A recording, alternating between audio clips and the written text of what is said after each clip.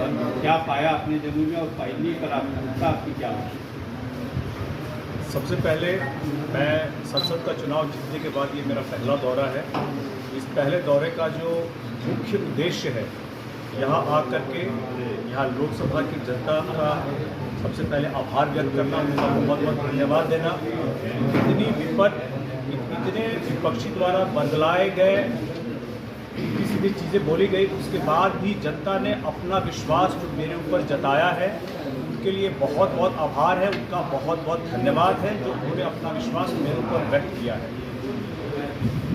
अभी चुनाव होने के तुरंत बाद आने का मेरा लक्ष्य एक ही था कि चुनाव के दौरान भी मुझे पानी की समस्या भीषण तरीके से मेरे संज्ञान में आ रही थी और पहले दौरे में आकर के ये जाना था कि पानी और उसके अलावा और क्या क्या समस्याएं जो हो सकती हैं, जिसके लिए हम लोग को काम शुरू करना चाहिए। इसी सिलसिले में पहला दौरा था। बहुत सारी घटनाएं भी हुई थी जहां पे मैं नहीं जा पाया था चुनाव के दौरान। वहां सब जगह हम लोग गए, जा कर के हम लोगों ने ढांढस बंधाया, हम लोगों को सतावना दी, हम उनके साथ खड़े हैं। और उसके अलावा जो सबसे बड़ी समस्या हमारे दौरे में आई है कि पेयजल की समस्या इस गर्मी में बहुत भीषण है। लोगों को पीने के पानी के लिए बहुत कठिन परिश्रम करना पड़ता है, उसके बाद भी पानी उचित मात्रा में उपलब्ध नहीं हो पाता है। इसको आज दिशा की मीटिंग में उठाना मेरी प्राथमिकताओं में होगा। इसके अलावा जो सिंचाई है, अभी धान की उपज शुरू होगी, धान की खेती शुरू होगी, लेकिन उसके लिए प्रचुर मात्रा में पानी, सिंचाई की पानी का क्या ये अवेलेबिलिटी है, इसके बारे में भी प्रशासन से बात होगी, क्योंकि लोगों के समक्ष ये समस्या है कि सिंचाई के लिए भी भरपूर मात्रा में पानी नहीं मिल पाता है। तो पानी की जो समस्या है, पेयजल की और सिंचाई की, ये मेरे लिए सबसे पहले प्राथमिक मुद्दाओं में रहेगा और इसके लिए प्रशासन से मिल करके हम लोग इसके सुलझान के लिए इसके संभव क्या क्या सॉल्यूशंस हो सकते हैं, इस पे हम लोग बात करेंगे।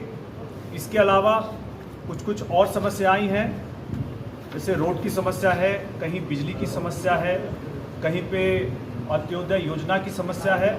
तो वक्त के साथ साथ सारी समस्याओं पे बात होंगी, लेकिन आज सबसे महत्वपूर्ण मुद्दा जो प्रशासन के समक्ष दिशा में जो रहेगा, जिसपे मेरा पूरा अटेंशन रहेगा, मेरा पूरा उसके ऊपर फोकस रहेगा, वो रहेगा पेयजल की समस्या और सिंचाई की समस्या। रोड मैप तैयार हुआ है कि अगले 5 साल हमको कैसे विकास करना है, लोगों को कैसे आगे बढ़ाना है, रोड मैप तैयार हुआ है या हो? जब तक जनता से मिलेंगे नहीं, हम लोग को समस्याओं के बारे में एक खाका तैयार नहीं होगा। इसीलिए अब ये दौरा शुरू हुआ है, लगातार हम लोगों से मिलते रहेंगे, लगातार उनसे वार्ता होती रहेगी और इसी तरह से जितनी भी समस्याएं हैं उसका एक खाका तैयार कर, चाहे वो स्थानीय प्रशासन के द्वारा हो, चाहे वो बिहार सरकार के द्वारा हो या वो भारत सरकार के द्वारा हो, जैसे भी इन समस्याओं का सुलझाव हो सकता है, उसके हिसाब से एक हम लोग खाका तैयार करेंगे और खाका तैयार करके उसी हिसाब से हम लोग इस पे आगे कार्य करेंगे। अच्छा अरुण जी, एक सवाल है कि एक अच्छे मार्जिन से आपने जीत हासिल की, तो क्या आप जमुई ये संसदीय क्षेत्र के सभी जनता का काम करेंगे या अपने साथी जदयू के जो एमपी है देवेचंद ठाकुर, जैसा उन्होंने कहा कि हम मुस्लिम और यादव का काम नहीं करेंगे क्योंकि उन्होंने मुझे वोट नहीं दिया, तो आपकी क्या राय है, आप किस आधार पर प्रतिक्रिया आपकी क्या है? देवेचंद ठाकुर ने जो कहा क्या? देखिए, मेरा ये मानना है कि जब आप सांसद निर्वाचित होते हैं, जनता के द्वारा चुने जाते हैं, तो आप पूरी की पूरी लोकसभा के जनता के प्रतिनिधि होते हैं। ऐसे में ये भेदभाव कि मैं किसी का काम करूंगा या नहीं करूंगा, बड़ी ही बेमानी होगी, इस बात का कोई मतलब नहीं है। सांसद जो होता है वो पूरे संसदीय क्षेत्र के लिए होता है और मेरा जो प्रयास रहेगा अपने क्षेत्र में अपनी सभी समाज, सभी जमात के, अपनी जो जनता है उनके समस्याओं का हम सुलझान से कैसे करें। मेरी मुलाकात सबसे होगी, समाज के हर तबके से होगी और हर किसी के समस्या के निवारण के लिए हम लोग प्रयत्नशील रहेंगे। अरुण जी, दिलीप जायसवाल है बिहार सरकार में मंत्री, उनका एक बयान आया पौड़ी में कि बिहार में योगी मॉडल लागू किया जाएगा, कोई भी अपराधी अगर अवैध हथियार के साथ घूमते पाए जाएंगे तो उनको गोली मार दिया जाएगा, ये ऐसा कैबिनेट में साफ हुआ है। उनके इस बयान को किस रूप में देखते हैं? अरे साल बताइए पीछे जी। मेरे संज्ञान में इस तरह का अभी फिलहाल नहीं आया है। हो सकता है ये कल का हो, मेरे संज्ञान में नहीं आया है, लेकिन मेरा ये मानना है कि अपराधी कोई भी हो, अपराध कोई भी हो, उसका कानूनी तरीके से, कानून सम्मत जो तरीका है, प्रक्रिया है, उसके तहत ही कार्रवाई होनी चाहिए। ये त्वरित रॉबिन हुड वाली जो चीज़ होती है ना कि आप त्वरित का कार्रवाई करें और किसी को के ऊपर एग्जीक्यूशन, मतलब इसमें कोई भी जो एग्जीक्यूटिव है वो अपने हिसाब से कोई कार्रवाई नहीं करे। कानून सम्मत न्यायालय के द्वारा जो कार्रवाई की जाएगी वही कानून सम्मत होगा और वही सही भी रहेगा। मैं उसके पक्ष में हूँ। शूट आउट नहीं होगा?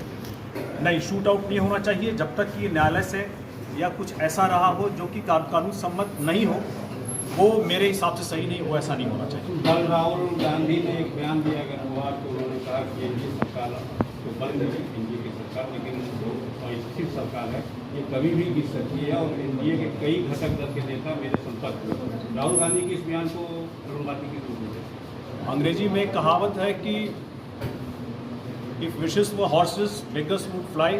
देखिए, भारत के लोकसभा का चुनाव हो चुका है, अपना उन्होंने प्रधानमंत्री चुन लिया है, सब लोग अपने मंत्री सारे अपने प्रभार दे दिए गए हैं, सब लोगों ने अपना अपना प्रभार संभाल लिया है और अपने कार्य में लग गए हैं। ऐसे में विपक्षी का ये हमेशा रहेगा कि वो किस तरह से सरकार को डिस्टेबल करे।